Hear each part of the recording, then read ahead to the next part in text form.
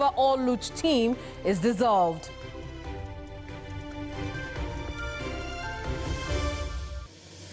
Also coming up, intense lobbying underway as the opposition NDC must elect a new leader in Parliament as Dr. Kaisel Atoforsen prepares to take office as Finance Minister when parliamentary approval is obtained. Plus, violent takeovers of key state facilities continue despite President Mahama warning against such conduct.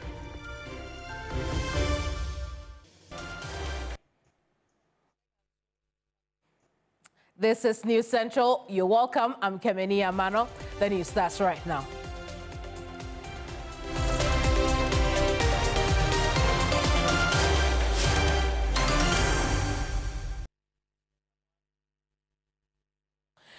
The majority in Parliament, is likely to see some changes in its leadership following the appointment of the current leader, Dr. Atoforsen, as Minister-designate for Finance. In January 2023, the National Democratic Congress made controversial changes in its caucus leadership, replacing Haruna Idrisu with Dr. Atoforsen. With the current ministerial appointments ongoing, Christian Yale highlights some potential names to take over from Atoforsen. The appointment of Dr. Kaisel Atoforsen as then-minority leader raised simmering tensions within the NDC. Some had argued that Tamale South MP Haruna Idrisu, as well as the Asawase MP Muntaka Mubarak, were stronger faces for the caucus. But the party then, in January 2023, explained that the changes were very necessary. Today, Dr. Atoforsen has been appointed for the Finance Ministry, and already names are popping up for a potential successor. For instance, Adaklu MP Kwame Gavin Sagbuja, as well as the South-Dai MP Roxy Nelson Dafiamekpo have been taped for the role. Some even expect a potential return of Haruna Idrisu, but in all of this, the minority leader Alexander Fenyomakin has his own list. Kwame Agboja is going to roads and highways. Yeah, we know Ahmed Ibrahim is going to local government. And a lot of you will remain at the backbench. Honorable Achampong, Mr. Speaker, he has done so well. Yes. I will be surprised if he's not sent to the Ministry of Finance as deputy. I will be surprised. I will be surprised. And Dr. Apak is definitely going to education as deputy education minister. Mr. Speaker, we know. That's why I know Honorable Ayariga is going to assume the black chair. And his deputy is my good friend, Kweku Rickett. Because, yes, Kweku is going to be the deputy minority leader. For a party that has introduced Ghana's first female vice president, it is expected that at least there would be some female representation on the caucus. But you know that names like the Elembele MP, Amako Fibua, as well as the MP for Banda, Ahmed Ibrahim, are not ruled out in all of this conversation. It remains to be seen the potential changes the NDC would make to its bench in Parliament.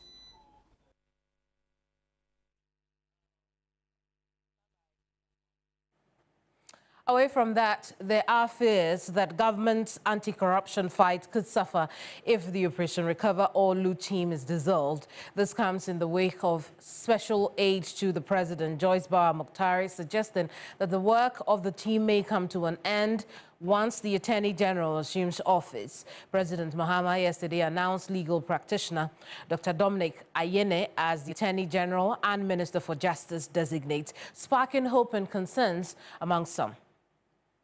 Let's look back at what the special aide to the president had to say about the Attorney General's office and the oral team. Joyce Bawah-Muktari wrote that oral is a preparatory team to receive as much information as possible while government sets its administration in place. Oral ends when the Attorney General assumes office.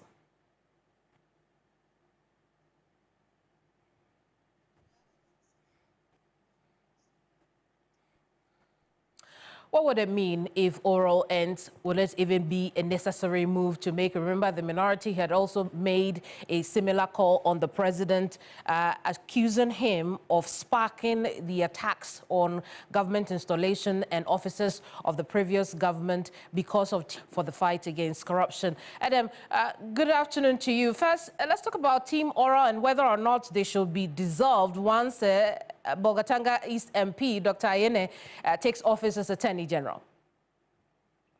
Well, my preference would have been that the Oral would probably be around for a little while longer, maybe another 2 months, because I think that the personalities on the committee imbue citizens with confidence in terms of if we give information, these are personalities who have handled information with good results in the past. And so we don't feel at risk or fear a backlash. So I think that from a whistleblowing perspective, if the committee were around for a little longer, it would encourage many more people to provide information that is available. I see. So there are those who say the team was not necessary in the first place because state institutions exist to play the role which they have been tasked to play at the moment. Your thoughts on that going forward?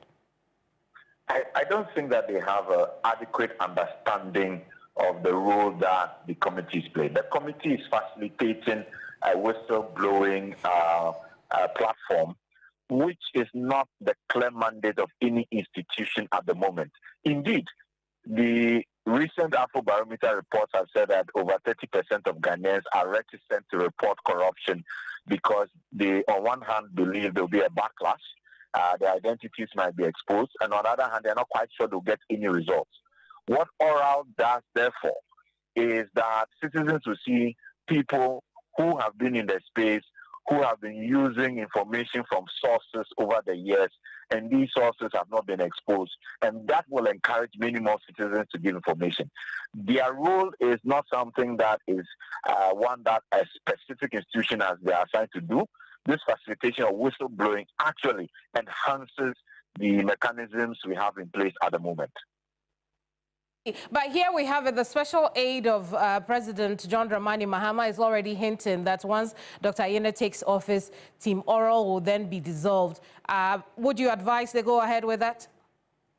Well, I gather that that's the position they're taking, and it's the prerogative of the current government to do so. My view would be that let's take a little longer to see how well this works, because we have had a very poor whistleblowing historical record. If this has encouraged many more citizens to provide information, then it's something that is worth doing.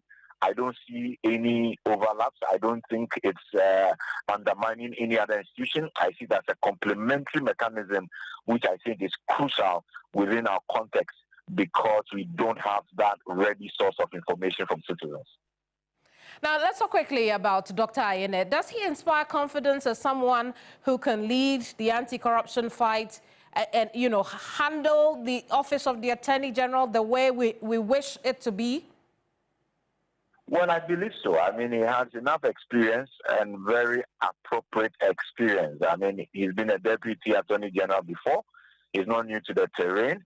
He has years of experience in the legislature, in also, you know, lecturing. I think he'll hit the ground running. I think that he should be able to do this. But when it comes to the anti-corruption space, I think that one of the things he would need to work very well with is collaborating with the institutions of state who are mandated to look at good governance and anti-corruption. Having a very cordial and collaborative, you know, engagement and relationship with the OSPs and other entities, charges and what have you, is what will bring the result. The AG by himself cannot bring the change that we would like to see in our country. Leave it here. Thank you so much for talking to us.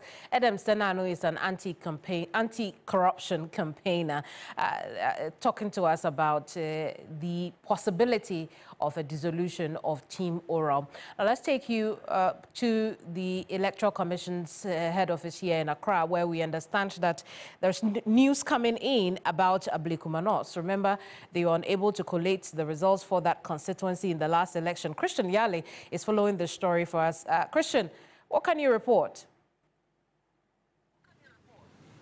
All right, Kemini. So we know that for about 6 consecutive times, the Electoral Commission has postponed the recollation of result for the Ablekuma North constituency. This has only resulted in raising tensions each day by day and each minute in the constituency, with NDC members and supporters who are yearning to know who is declared the winner, of which they believe that certainly it is their candidate in the person of Yeboakrom who has won that election. But just to run you through a brief timeline of how things have gone over the period, we know that on 10th December, the Electoral Commission declared Yeboakrom as the winner of the election. Now, 3 days later, which was on the 13th December, the EC came back again to say that that declaration was not right, and so the result was annulled. Fast forward, on 17th December, we know about that story that happened at the Kwashiman cluster of schools, where ballot papers and ballot materials were burnt to ashes, raising questions and concerns about how the Electoral Commission was able to even undertake the recollation. And a day after that, the NPP went to court. After that, recollations have happened, and they all ended in stalemate as the Electoral Commission was unable to, declare anyone winner. The last one was yesterday, a recollation exercise which was supposed to take place, which was yet again postponed or suspended, making it the 6th consecutive time. Today, the NDC executives of that constituency are raising alarm and are accusing the Electoral Commission of showing its biasness towards the NDC. They believe that all of this is taking place in order to favor the NPP candidate in the person of Ekuya Efriye. I have the director, or the constituency director of elections for the NDC in Ablekuma North, in the person of Daniel Tonyiga, who is here to talk to me really about what their concern really is. And also, Kemini, we know that very soon, the Electoral Commission itself would provide an update on this, because also the returning officer, Vincent Orban, has indicated that he cannot go ahead with undertaking his duty as the returning officer for the constituency due to the back and forth. Daniel, you are live on TV3, your election command center. What is your concern really? My concerns are obviously written down on my speech. If you indulge me, I'll just go straight and I will tell the general public that we wish to address the true state of the Ablekuma North constituency parliamentary elections following the 6th illegal recollation exercise. Even though an initial declaration was made by the same commission, we regret to inform you that a 7th time illegal recollation was attempted yesterday, just as you made mention. Thursday, the 9th of January 2025, we, the NDC side, was not invited. Now, these are some of the key issues we want you to understand. The EC regional chairperson, in the person of Madam Gladys Pinkra, and some EC officials have from the onset displayed their excess love for their MPP side. This was but these are claims. How do you substantiate such claims? Of course, your cameras captured them even when we were doing the last recollation. Of course, your cameras captured it. Your colleague Goldberg Alogbe interviewed the woman and told her, we saw you taking a pink sheet and you were snatching it and trying to hide it from the glare of the public. This is very glaring. And we need not to belabor the point. Everybody knows, everybody watching TV saw that Madam Pinkra snatched a pink sheet. Exactly. So this one, it's a clear-cut coalition from the EC. Exactly. And we want to say this with all emphasis, that some presiding officers have confirmed that the pink sheets supplied by the EC on the MPP behalf 1 month after the elections are altered pink sheets. We can make these police station codes available available to you. Now, 7 out of the 13 POs, that is the presiding officers who the EC presented to authenticate some results, were imposters. And they are not the actual people who were the presiding officers on the election day.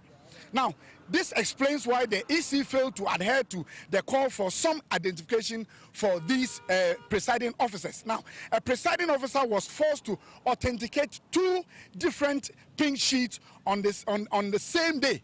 2 different pink sheets. One was an altered scanned document, and the other was an altered pink sheet. Now, the returning officer requested the signature of a PO through a WhatsApp. This was scanned and transferred onto the statement of pool to favor the MPP. We can provide the polling station code, day and time this illegality took place. Currently, 1 out of the 3 is being convinced with huge offers to turn up at a secret location to confirm the forged result to the advantage of the MPP candidate. We are monitoring. We want to say we are monitoring. Anything that happens, we'll let the public know. And so going forward, really, would you agree to some who are making a suggestion that, if possible, there should be a rerun, really, of the election, especially in these areas? I want to state without any equivocation that, just as you made mention when you were chronicling the events of a series of events, on the 10th of December, our candidate, Honorable Yeboakrom, was declared. Sure. After that declaration, there have been illegal recollation. Now, who is to say we should do any rerun? There is nothing like rerun.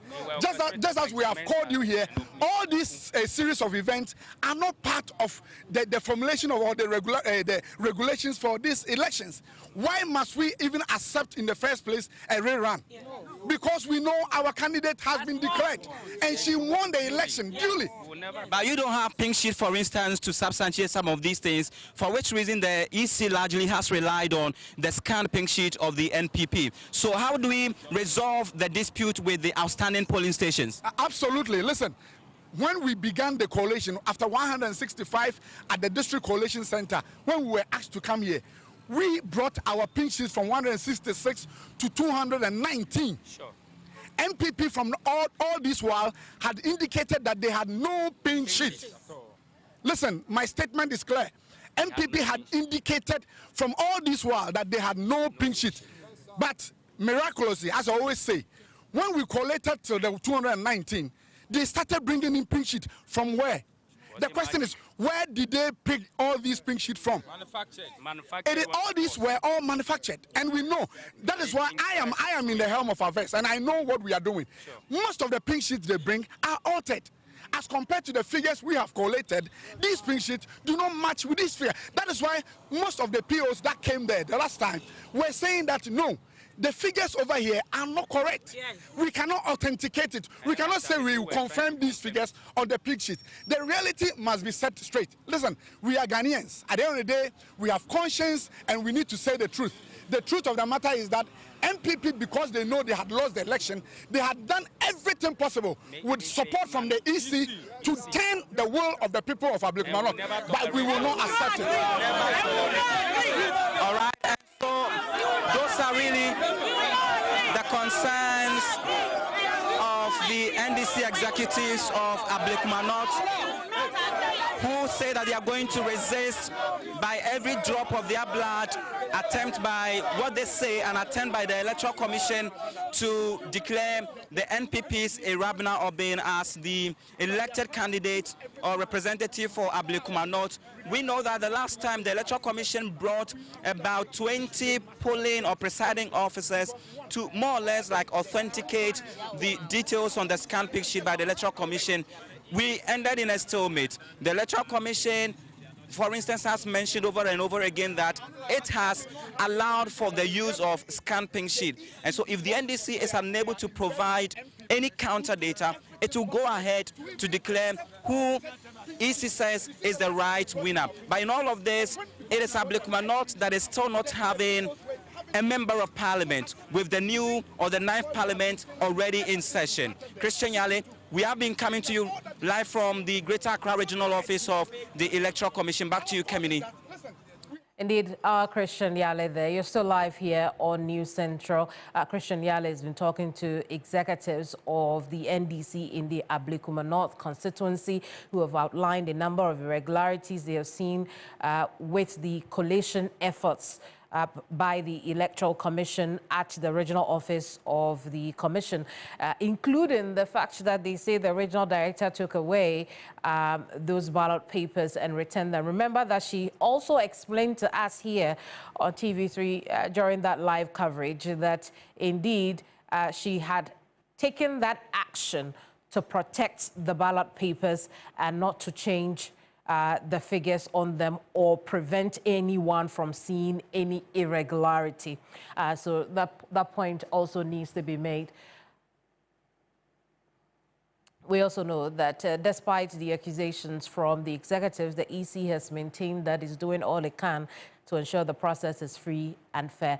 But those are the concerns of the NDC executives. Remember, the young man who just spoke to us was right there during the process, the last process, especially when the counting was ongoing. And so, yeah, there you have it, happening now at the regional office of the Electoral Commission. NDC supporters have gathered there to register their displeasure with how the coalition of Ablekuma North has been ongoing for the past few weeks, especially the last exercise. Now, in other news from the presidency, John Dramani Mahama says he will shortly begin processes geared at reviewing Ghana's constitution. A National Constitutional Review Validation Conference is to take place to enable the nation decide which reforms need to be implemented. Soon establish a committee to begin the planning of a National Constitutional Review Validation Conference to achieve broad consensus on the way forward for the constitutional amendments that we have all proposed. I'm going to set up a planning committee to start working on the National Education Review Conference that I promised. This conference will review our educational system right from the kindergarten through the basic to secondary to tertiary to technical vocational education, and identify what the hindrances to quality education are. Let's bring in legal practitioner Kweku Ansasare. He's also former director of the Ghana School of Law. Lawyer, good afternoon to you. Thank you so much for joining us here. But let's talk about the promise to review the Constitution. It's a consistent promise that the president has made. We know he's made it again. But how relevant will it be to us now if we are able to do that? Very, very relevant in the sense that, as the president rightly explained, this is what we've all been yearning for. And if you remember, the late Professor John Evans Atamel did set up the review committee chaired by Professor Fiajo. I should like to believe that they made certain proposals so the president is keen, to have discussed in accordance with the provisions enshrined in the 1993 Constitution. So if they go ahead, to do it, and to be relevant, but we don't know the details yet.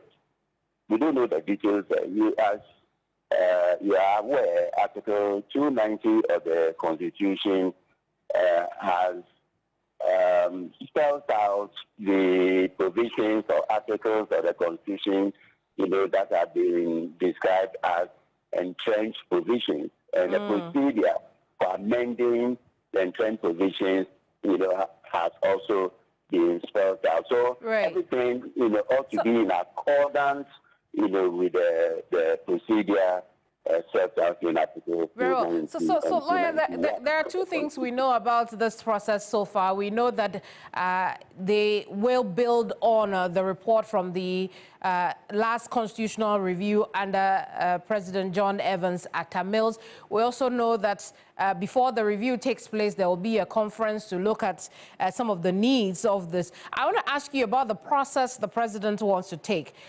in order to get to that point where we review it. What do you think? What do you make of that? It's a step in the right direction because he's acting in accordance with the Constitution. He did refer to the Constitution and emphasize, that is what we've all been yearning for. You see that the entire executive, Chapter 8 on the Chapter 8 of the Constitution on the executive is entrenched, and therefore any article relating to Chapter 8 or within Chapter 8 that is to be amended is entrenched and must follow the procedure. It will take at least up to a year to amend an entrenched provision. So I think that is why the president has hit the ground running. That is one thing. Then with the legislature and the judiciary, you see that it is isolated provisions. If you take the legislature, for instance, Article 93, is an entrenched provision. If you go to the judiciary, 125, 126, up to 146 are entrenched provisions. So it will be very difficult, for anyone to precisely throw a polite at what is within the mind of the president. No one can read the mind of the president. So at this stage, it will be too early to comment, on what the president desires, to do, as we don't have a white paper at the moment on the steps to be taken. I see. There are those who fear that the constitutional review could be room for or an excuse to review the term limits for the executive. What do you make of that?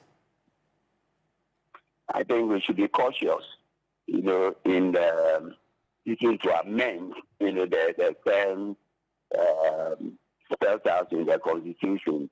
I know, and I do recall, now President Mahama indicating, that some people, wish, in the wish of some people that the tenure, be reviewed upwards to 5 years.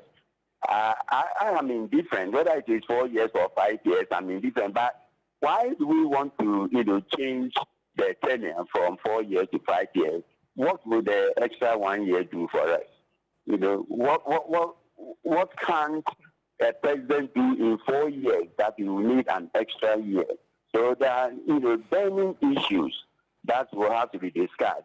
But my interest in the particular, at this stage, relates to the proposed amendment in respect of Article 146. This is because of what former President Akufo-Addo did with regard to Kwekwe's petition, seeking the removal of the Chief Justice. You see that Article 146, clauses 6 to 9, spell out the procedure to be followed.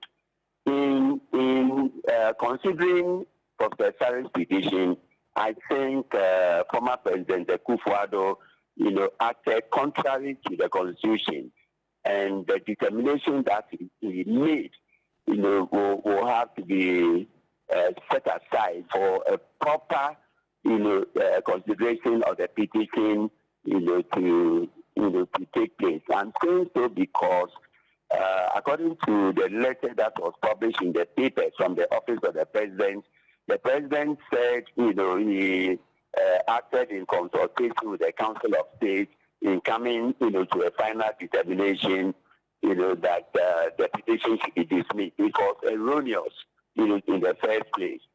He didn't have, the jurisdiction to do that. And as such, the determination to be nullified and the proper thing done, so that the apprehension that the Chief Justice is currently undergoing, could be deficient. I'm sure that the Chief Justice will be thinking, has the thing been done properly, or it has not been done, properly. So let us act in accordance with the Constitution. Make sure that the petition is properly considered. So as far as I'm concerned, personally, I think that there's no merit, in the petition.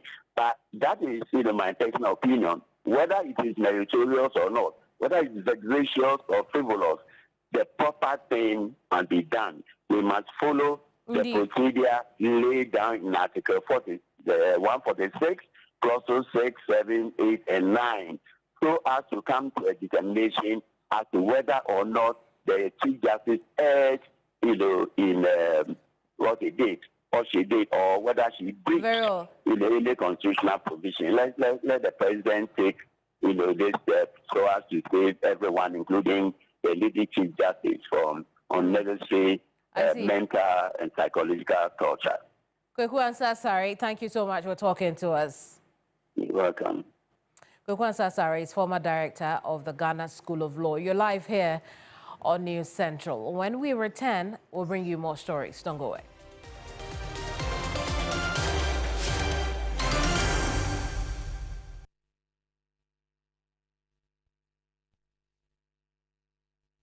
One bucket of Flamingo paint is equal to several buckets of any other paint brand on the market. Flamingo paint, superior durability, superior hiding, superior coverage. Flamingo paint, simply superior.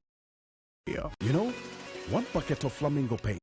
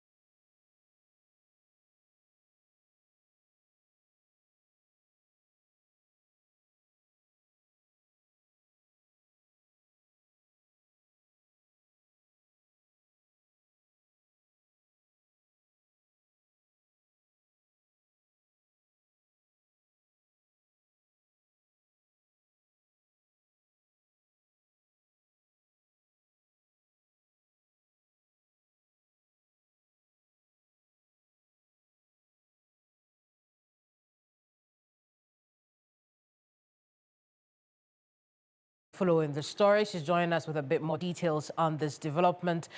Belinda, good afternoon. Can you help us understand what is really happening in the school? What is the nature of the shortage there in New Konkrumpe Senior High School? Right, Kimani.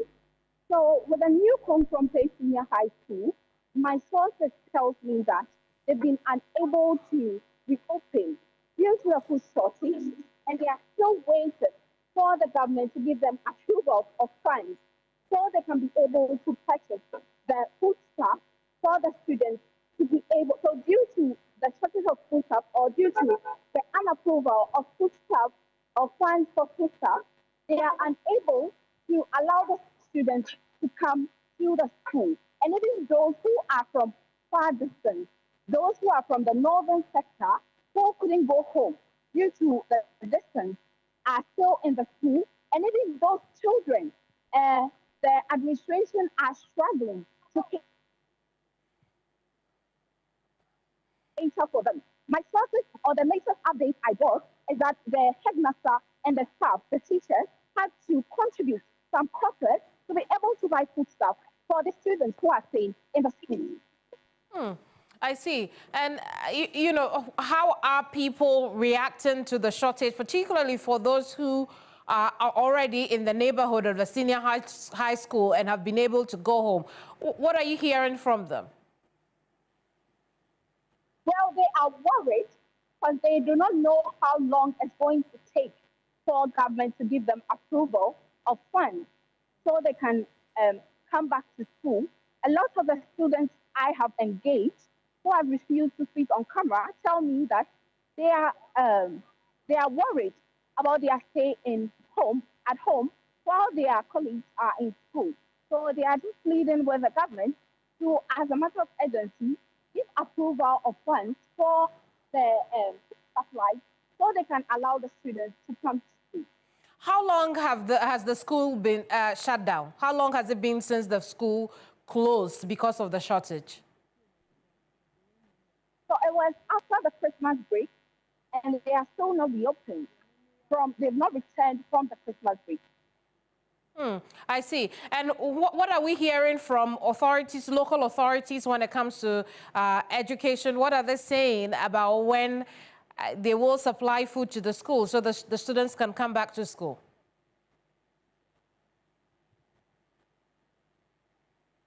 Looks like we've lost that connection with Belinda. Belinda Tete is our Bono East Regional Correspondent. She's been telling us that the New Konkrumpe Senior High School has had to shut down because of the food shortage crises in our senior high schools. Belinda is back. Belinda, I was asking, what are local education authorities saying about the situation? When do they plan to give food? Right, so I tried engaging the local education sector, and the one in charge for the supply of food tells me that none of the schools have been hit by this crisis.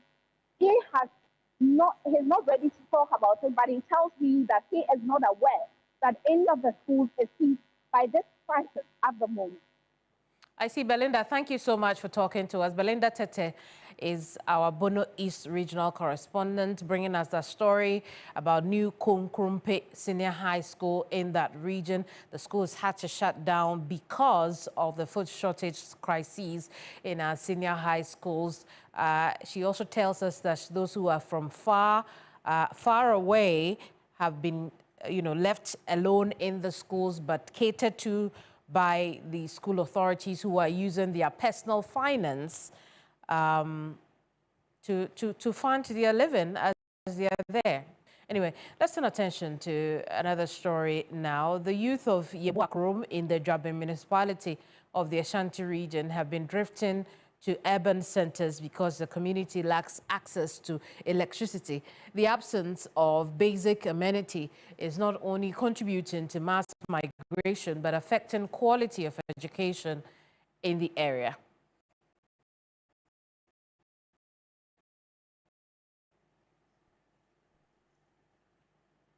Ibrahim Abubakar has visited the community and joins us with a bit more on the story. Ibrahim, good afternoon to you. A very difficult situation, I believe, especially in this 21st century. What are the main concerns of the residents. And how would you say they are coping?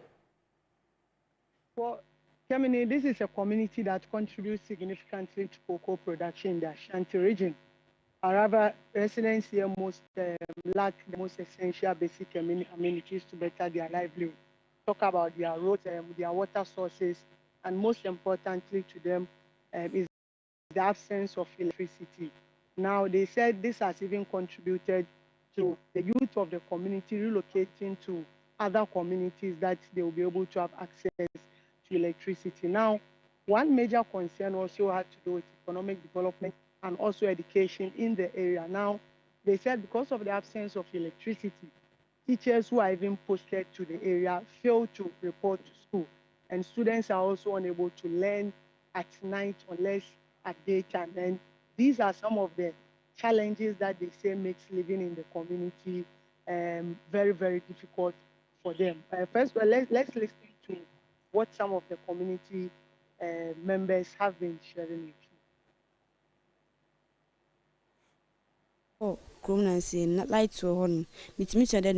I was able to learn at night when I recently traveled to Kumasi because there was electricity, but here it's impossible for me to do any evening studies because of the absence of electricity in this town. The computers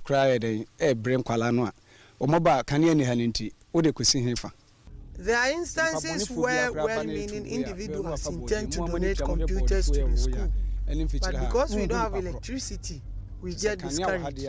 Again, darkness makes the community insecure at night. And I'm lighting here. If you charge your phones, so I said the next time you charge phones. Even if we want to charge our phones, we must go to the next town to do so. We are really suffering. We once had the opportunity to enjoy electricity via solar, and that period made life very comfortable for us in the community. So government must attend to our needs. Well, Ibrahim, what is ECG's explanation as to why there is no electricity in that community? Well, Kemini, you go to the community and you realize that electricity poles have been brought there. And they said these poles have been lying there for more than 7-8 years. And since they brought the pole, nothing has been done. Well, we've made effort to speak. So from the government side, nothing has been done to ensure that the community is hooked onto the national grid. Yet the community had even taken steps to do some solar panels so that at least they'll be able to power their phones and also get their street light. But along the line, it broke down because the load was too heavy. Now we have researchers also and lecturers from the Kwame Nkrumah University of Science and Technology also trying to support the community with that regard. At least they are doing that so that they will have street lights and also have a place to charge their phone and also be able to get 1 or 2 refrigerators whilst they wait on government to hook them onto the national grid. I spoke to one of such professors, Professor Resford Asase Opo. When I did the search and realized that there was a community like this, I myself was surprised. Because the first time I drove here, they were in total darkness.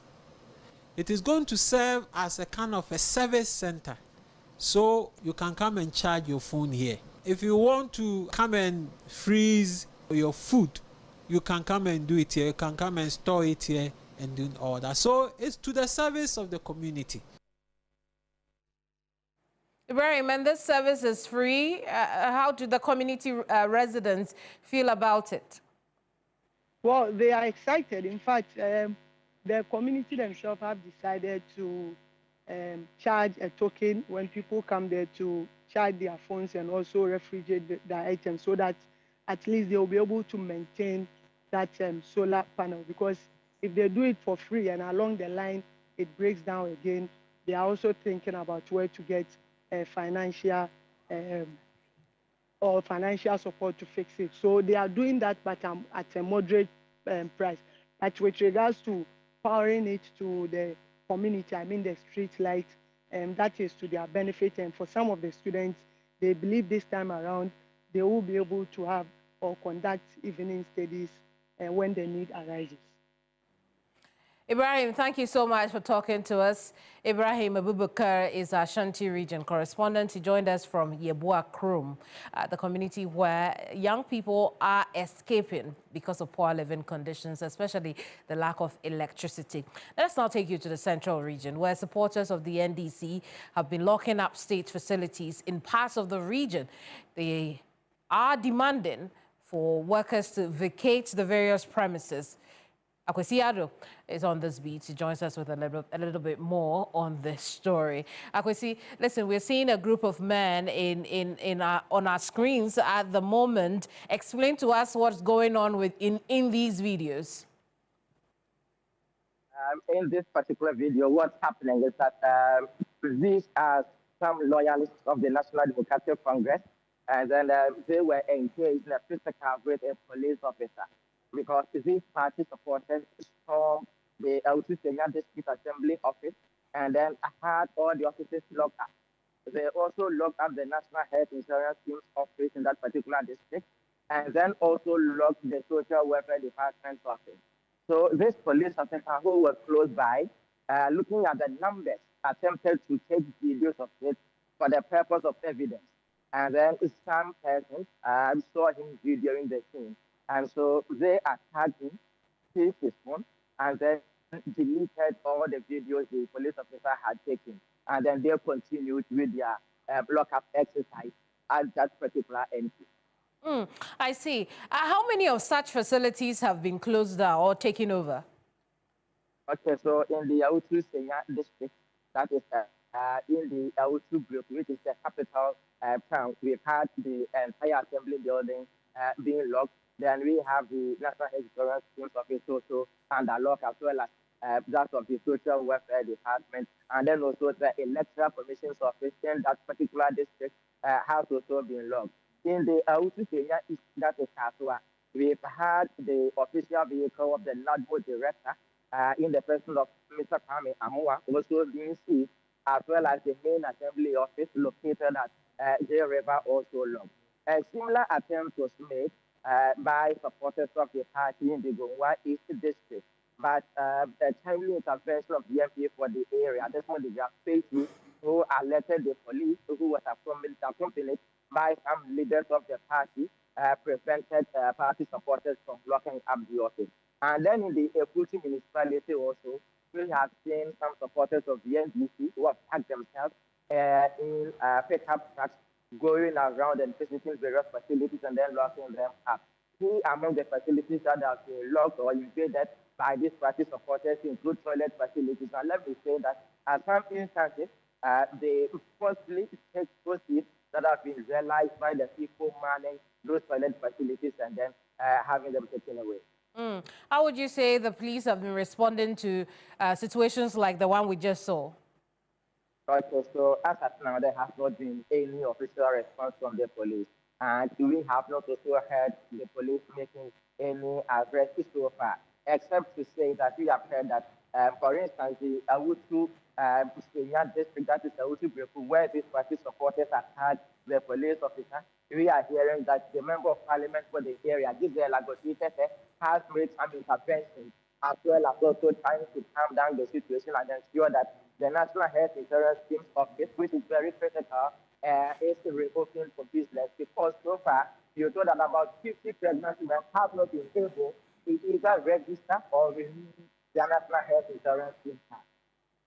Berola Akwesi, thank you so much for reporting. Akwesi Ado is our Central Region correspondent, telling us about how young men believed to be supporters of the NDC have once again locked up offices there. Let's turn attention now up north, where the paramount chief of the Bunkpurugu traditional area, Alhaji Abuba Nasimong, has urged government to empower security agencies with absolute authority to combat the rising tide of crime and hard drug usage among the youth in the region. Solomon Kanalue is our northeast region correspondent. He's joining us with a bit more on that. Solomon, good afternoon to you. I hope I said your name right, but let's talk about the issue at hand. How widespread is this issue of crime and drug abuse in the region?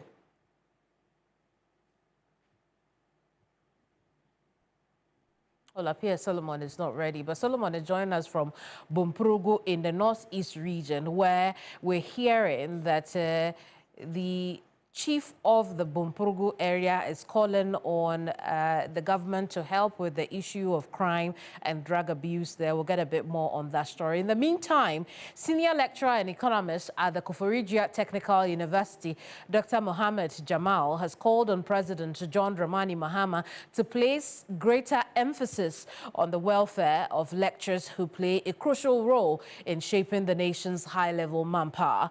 Yvonne Nikwe engaged with Dr. Jamal to discuss expectations from the president. We're here at the Koforidua Technical University to have a conversation with Dr. Mohammed Jamal, who is an economist. He's been speaking on a number of issues. What expectations do you have from the president on the labor front as TUTAG? We will want the president to look at lecturers in universities in Ghana, technical universities and other traditional universities, to be looking at us as partners in development, and at the same time ensuring that the welfare that is required of us, it is championed very well. If one branch of the university is on strike and the other one is working, it doesn't help the functioning of the country. Where we may be looking out for is one we see the lecturer as a center of providing quality education, to be helping and shaping the development of the high-level manpower that we require as far as Ghana is concerned. We give more priority to technical university because we are going to be at the base of producing middle-level manpower in Ghana. So in terms of logistics for teaching, the government could provide that for us. How the president should deal with the economy? Agriculture could have also pushed for rural development. And so it has a multiplier effect. So once food are produced in the hinterlands, the roads are constructed, the food is brought to the market, we will have jobs created for people who don't have jobs to do. Then once we have enough to eat, then we export. One way of agriculture, one other aspect of agriculture I expect that His Excellency to talk about is what we call regional concentration of crop production. When you go to Northern region, for example, where I come from, we take a lot of TZ. Maize should be produced more there. Maize, they should produce more maize there. If you come towards the Eastern region, that of the Volta region, cassava is very important. They will have enough to eat, and the rest will be exported. And they can feed the whole Ghana. And so the energy sector, His Excellency, I beg that he looks at it very well, because when there is challenges with the energy sector, you can do any other sector, there's going to be a problem. Freudia, Yvonne Nikwe, TV3. Well, Yvonne Nikwe there with that interview with Dr. Jamal. Let's go back to Bunkpurugu traditional area, where the Paramount Chief Alhaji Abuba Nasimong has urged government to empower security agencies with absolute authority to combat the rising tide of crime and drug abuse among young people there. Solomon Kanaluwe is our Northeast region correspondent. He joins us with more on this story. Solomon, good afternoon to you. How widespread is this issue of crime and drug abuse?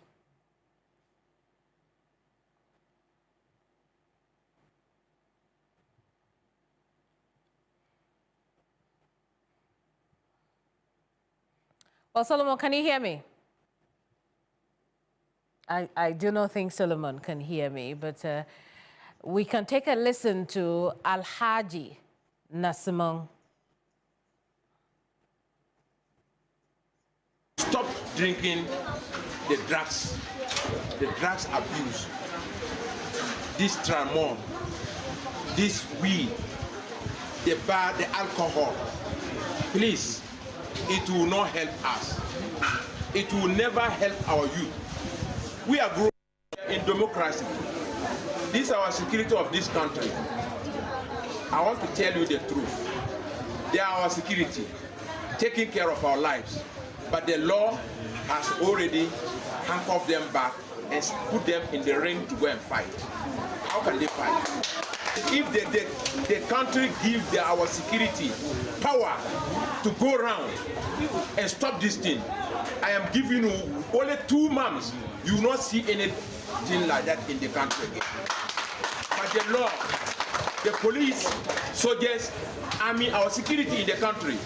If you do that, you will answer 1,000 questions, which you were trying to save the country, to save the life of the people, to even recognize the law, let the people to recognize the law. You will finally meet an enemy.